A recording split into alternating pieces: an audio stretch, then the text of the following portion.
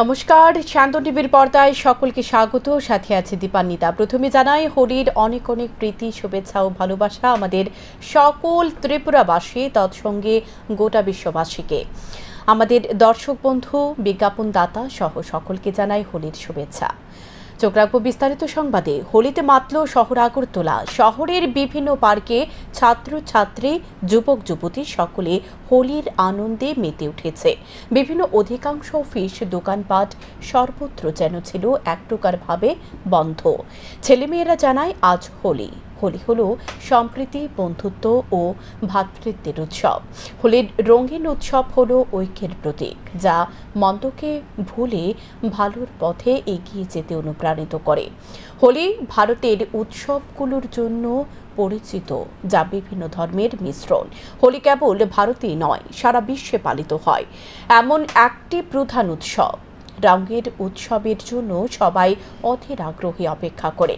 এটি রঙের উৎসব, যেখানে মানুষ উদযাপনের অংশ হিসেবে নিজেদের রঙে সিক্ত করে।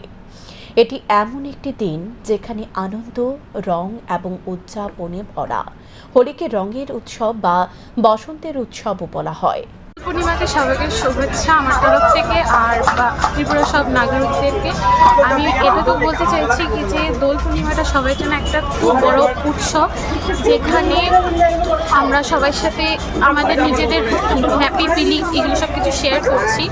আমি এতটুকু বলতে চাই এবং কিন্তু সবাই যেন দোল পূর্ণিমাতে খুশি থাকুক, আর নিজেদের রঙটা যেন সবাইকে থ্রো রঙের মাধ্যমে নিজের হ্যাপিনেসটা ছড়াক। আর আরেকটা জিনিস, সোসাইটিতে যে পেটস অ্যানিমেলসরা আছে ওদেরকে যেন কোনো ধরনের হার্ম না হোক, যেটাতে যেন অ্যাজ ওরা pets animal, street dogs, pets যত সব আছে এদের কারণে কোনো ধরনের যেন হার্ম না হয়, এতটুকুই আমার ত্রিপুরার মানুষদেরকে বলা।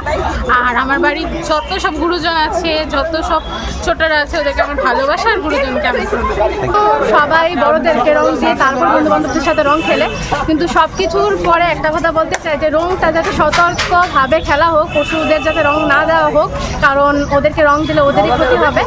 আর তাছাড়া বলতে চাই যে রং হচ্ছে একটা আনন্দের উৎসব, সবাই মিলেমিশে রং খেলবে, এটাই বলতে চাই। সবাইকে রং খেলে অনেক শুভেচ্ছা। আমরা প্রত্যেক বছরই রং খেলি, এবারও খেলছি। যতবার রং খেলি আমরা ছোট থেকে বড় করছি, সব ছোটবেলার কথা মনে পড়ে। ছোটবেলা ছোটদের সাথে খেলতাম, এখন বড় হয়েছি, বড় হয়ে এখানে সবার সাথে বন্ধু বান্ধবের সাথে খেলা করছি, আনন্দ করছি, খুব খুব মজা হচ্ছে। দোল উৎসবকে আনন্দে ভরিয়ে দিতে হলে নিজের ও কাছের মানুষের সুস্থ থাকাটা খুবই জরুরি। তাই সতর্ক হয়ে দোলের রং খেলার পরামর্শ দিলেন বিশিষ্ট চিকিৎসকরা।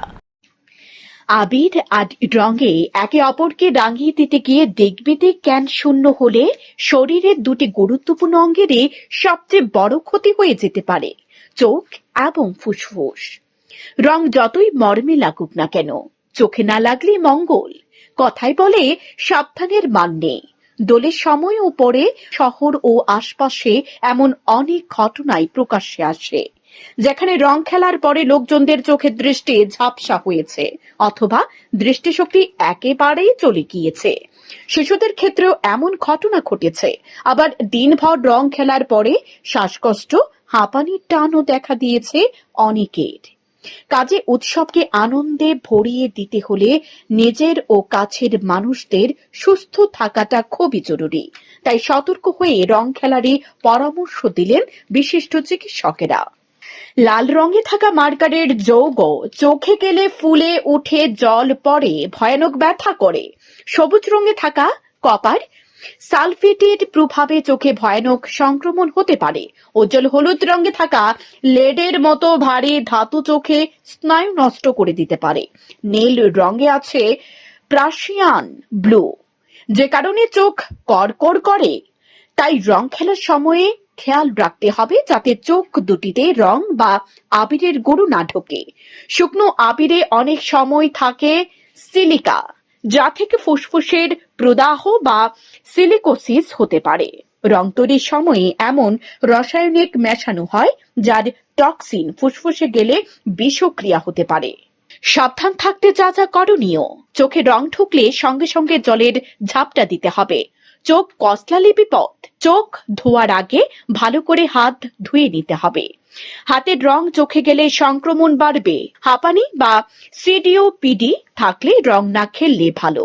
রং যেন বেশিক্ষণ শরীরে লেগে না থাকে, তাড়াতাড়ি ধুয়ে ফেলতে হবে। অ্যালার্জির সমস্যা থাকলে হাতের কাছে ইনহেলার রাখুন। জল দিয়ে ধোয়ার পরেও চোখ জ্বালা বা চোখ দিয়ে জল পড়তে থাকলে কাছাকাছি হাসপাতালে যেতে পারেন। দীর্ঘ 150 বছর ধরে নিঃশব্দে কাটে হোলি উত্তরপ্রদেশের রুদ্রপ্রয়াগের কুইলি এবং কুড়ছন নামে দুটি গ্রামে। বসন্ত মানেই দোল, আর দোল মানে রঙের বাহার। রঙের নেশায় বুঁদ হয়ে থাকে গোটা দেশ, এমনকি বিদেশের নানা প্রান্ত। কিন্তু জানেন কি, এদেশে এমন কিছু জায়গা আছে যেখানে হোলির সেলিব্রেশনই হয় না। শুনতে অবাক লাগলেও এটাই সত্যি।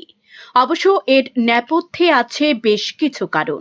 ঠিক কোথায় কোথায় দোল উৎসব পালিত হয় না, আসুন জেনে নিই। উত্তরপ্রদেশের রুদ্রপ্রয়াগের কুইলি এবং কুড়ছন নামে দুটি গ্রাম। সেখানে দীর্ঘ 150 বছর ধরে নিঃশব্দে কাটে হোলি। এর নেপথ্যে রয়েছে প্রচলিত এক জনশ্রুতি। গ্রামের বাসিন্দারা মনে করেন তাঁদের আরাধ্য দেবী ত্রিপুরা সুন্দরী শান্ত পরিবেশ পছন্দ করতেন, কিন্তু রং খেলার সময় হই হুল্লোড় হওয়াটাই স্বাভাবিক। তাই দেবীকে তুষ্ট করতে এখানকার মানুষ রং খেলেন না।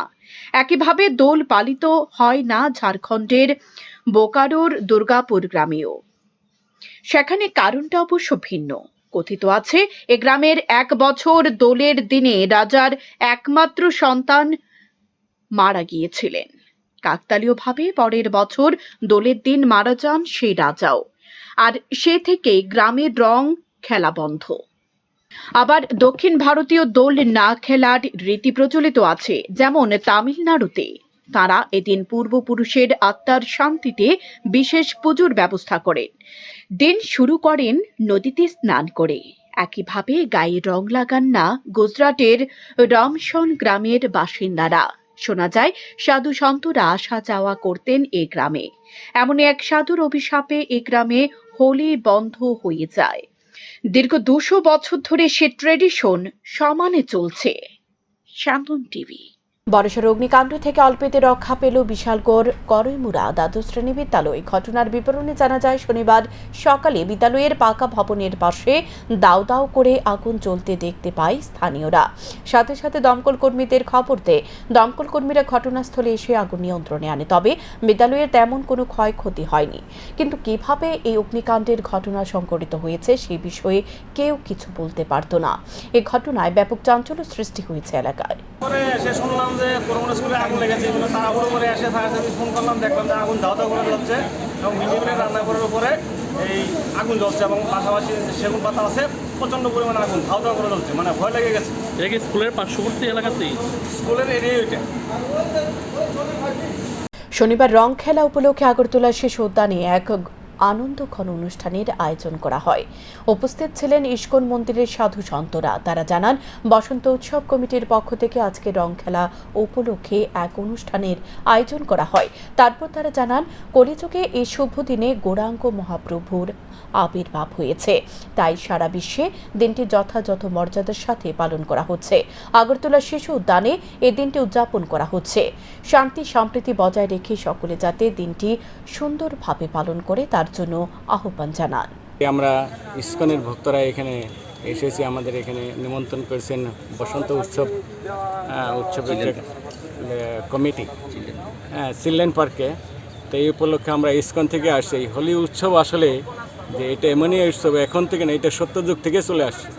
আমরা জানি প্রহ্লাদ মহারাজকে যখন হিরণ্যকশিপুরের স্ত্রী যখন ওনাকে বধ করতে চেয়েছিলেন হোলিকা রাক্ষসী, তখন হোলিকা এই দিনেই বধ করা হয়েছিল হোলিকাতে। তখন সত্যযুগে থেকে আসছে। তারপরে ত্রেতা দ্বাপর যুগে ভগবান শ্রীকৃষ্ণ একই হোলি উৎসব করছেন বৃন্দাবনে ব্রজধামে। আর কলিযুগে এই শুভ দিনে মহাপ্রভু গৌরাঙ্গ মহাপ্রভু আবির্ভাব হয়েছেন। আর এই গৌরাঙ্গ মহাপ্রভুর আবির্ভাব উপলক্ষে আজকে সারা বিশ্বে, শুধু ইন্ডিয়াতে না, সারা পৃথিবীতে যেখানে ইস্কনের মন্দির আছে এখানে সমস্ত জায়গায় এই হোলি উৎসব পালন করা হয়। প্লাস এর সঙ্গে জগন্নাথ মিশ্রের যে নন্দ উৎসব, জগন্নাথ মিশ্র উৎসব, এই দিনটাই আমরা খুব করে পালন করি। ত্রিপুরার নাম উজ্জ্বল করতে রাজ্যের যুবক অরিত্র রায় রওনা দিলেন এভারেস্টের উদ্দেশ্যে। আসাম রাইফেলের সহযোগিতায় শনিবার মাউন্ট এভারেস্টের উদ্দেশ্যে সাইকেল দিয়ে রওনা হয়েছেন তিনি। আগরতলা আসাম রাইফেল ক্যাম্পে এর শুভ সূচনা করেন আসাম রাইফেলের কমান্ড্যান্ট সাহিল শর্মা। আমার ফার্স্ট টার্গেট ত্রিপুরা থেকে ফার্স্ট মাউন্ট এভারেস্ট ক্লাইম্ব করা। এটা ওয়ার্ল্ডের সবথেকে বড় পাহাড়। অ্যান্ড আমি কয়েক বছর ধরেই ম্যারাথন, সুইমিং, সাইক্লিং লাইনে আছি। পুরো ইন্ডিয়া থেকে মাউন্ট এভারেস্ট ক্লাইম্ব করেছে 130 কোটির মধ্যে 500 জন মাত্র। তো আমার ইচ্ছা ছিল ত্রিপুরার নাম সবার শৃঙ্গে নিয়ে যাওয়া মাউন্ট এভারেস্টের ওপরে। অ্যান্ড আমি চেয়েছিলাম এটা একটু ইউনিক হোক, তার জন্য আমি এখান থেকে সাইকেল নিয়ে বেরোচ্ছি। মেইন উদ্দেশ্য এটাই যে এই মিশনটার যাতে ক্লিন অ্যান্ড গ্রিন এনভায়রনমেন্টকে সাপোর্ট করে, যাতে পলিউশন ফ্রি থাকতে পারি আমরা।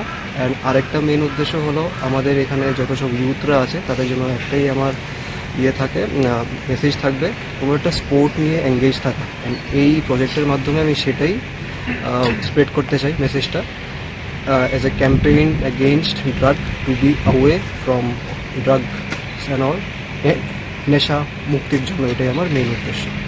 রাস্তা পারাপারের সময় এক ব্যক্তিকে বাঁচাতে গিয়ে দুই মারুতি ভ্যানের মধ্যে সংঘর্ষ। ঘটনা উদয়পুর গোকুলপুর বাজার এলাকায়। জানা যায় শুক্রবার উদয়পুর রাতে TR01W0656 নম্বরের মারুতি গাড়ি উদয়পুর থেকে বিশালগড় যাওয়ার সময় গোকুলপুর বাজারে এক ব্যক্তি ধাক্কা দেয়। তারপর মারুতি গাড়ি চালক আহত ব্যক্তিকে বাঁচাতে গিয়ে উল্টো দিক থেকে আসা অপর একটি TR03J0414 নম্বরের মারুতি গাড়ির সঙ্গে সংঘর্ষ ঘটে। পরবর্তী সময় বাজারে থাকা লোকজনরা দেখতে পেয়ে সেখানে রাধা কিশোরপুর থানায় খবর দেয়। পুলিশ এসে তদন্ত শুরু করেছে। আমি যখন উদয়পুর থেকে বিশালগড় যাইতেছিলাম তখন আমার সামনে একটা বাইসাইকেল আইছিল। আচ্ছা, তাইনের বাসে তো আমি হিসেবে তাইনের বাসে তো আমি গেছি অ্যাক্সিডেন্ট হয়েছে। আচ্ছা, এটা কোন সময় ঘটনাটা ঘটছে? 8 নাগাদ। আচ্ছা, কি নাম তোমার ভাই? সাইফুল ইসলাম। তুমি কি গাড়ি চালাইছো? মারুতি ভ্যান। নম্বর কত? TR01W0656। এটা কোন জায়গায় ঘটনাটা হয়েছে? উদয়পুর, আমি শুরু করতাম পারমানা জায়গার নাম। শনিবার ভোর 4টা নাগাদ মৃত্যুর কোলে ঢলে পড়লেন বামফ্রন্টের শ্রমিক নেতা চঞ্চল মজুমদার। প্রয়াত শ্রমিক নেতার মরদেহ এদিন দুপুরবেলা নিজ বাড়ি থেকে নিয়ে আসা হয় রাজধানীর মোটর স্ট্যান্ড স্থিত TMSU কার্যালয়ে। সেখান থেকে CPM এর রাজ্য কার্যালয়ে আনা হয় মরদেহ। তারপর মরদেহ নিয়ে আসা হয় CITUর রাজ্য কার্যালয়ে।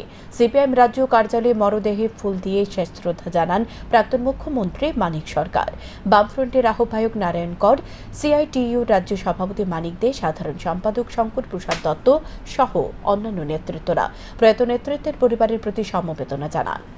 80-র দশকের পর থেকে বিভিন্ন আক্রমণের মুখে দাঁড়িয়েও একজন সংগঠক হিসেবে নিজেকে তুলে ধরেছিলেন। শ্রমিকদের মধ্যে খুবই জনপ্রিয় ছিলেন। গোটা একবারে সাবরুম থেকে শুরু করে গোটা দক্ষিণ লাইনে, মানে পরিবহন শ্রমিক বলতে বুঝলেন চঞ্চল মজুমদার দক্ষিণ লাইনে, এবং তার জনপ্রিয়তা এত ঊর্ধ্বে ছিল।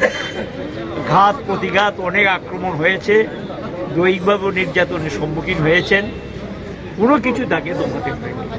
এমনকি লক্ষ্য করে গেছে যে এই গভর্নমেন্ট চেঞ্জ হওয়ার পর জোট জমানেও সে আক্রমণের শিকার হয়েছিলেন। এবারও সরকার পরিবর্তন হওয়ার পর 2018 পরে তাকে সেখানে বর্তলাতে উচ্ছেদ করা, আক্রমণ করা এই চেষ্টা তারা করেছে। কিন্তু সংগঠন করার যে ভূমিকা তার থেকে তারা এক চুলো নড়াতে পারেনি, এবং সে এটা সংগঠনের কাজ চালিয়ে গেছে।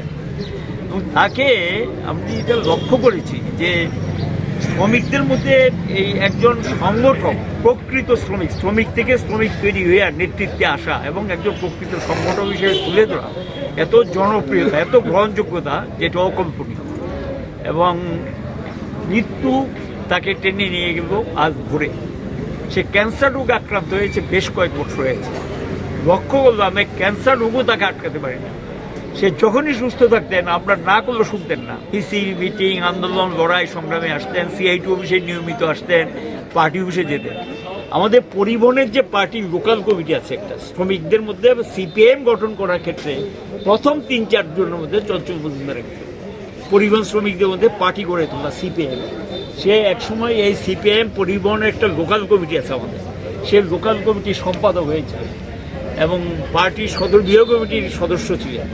কিন্তু শারীরিক কারণে পরে বলেছে আমাকে অব্যাহতি দাও।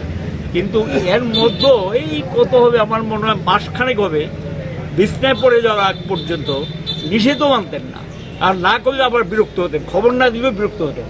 কিন্তু যখনই খবর পেতেন তখনই ছুটে আসতেন, যে কোনো কর্মসূচিতে অংশ নিতেন। তার মৃত্যু পরিবহন শ্রমিক আন্দোলনের বিরাট ক্ষতি, তথা গোটা শ্রমিক আন্দোলনের বিরাট ক্ষতি। এখনকার মতো সংবাদে পর্যন্তই। চোখ রাখুন শান্তন টিভির পর্দায়। নমস্কার।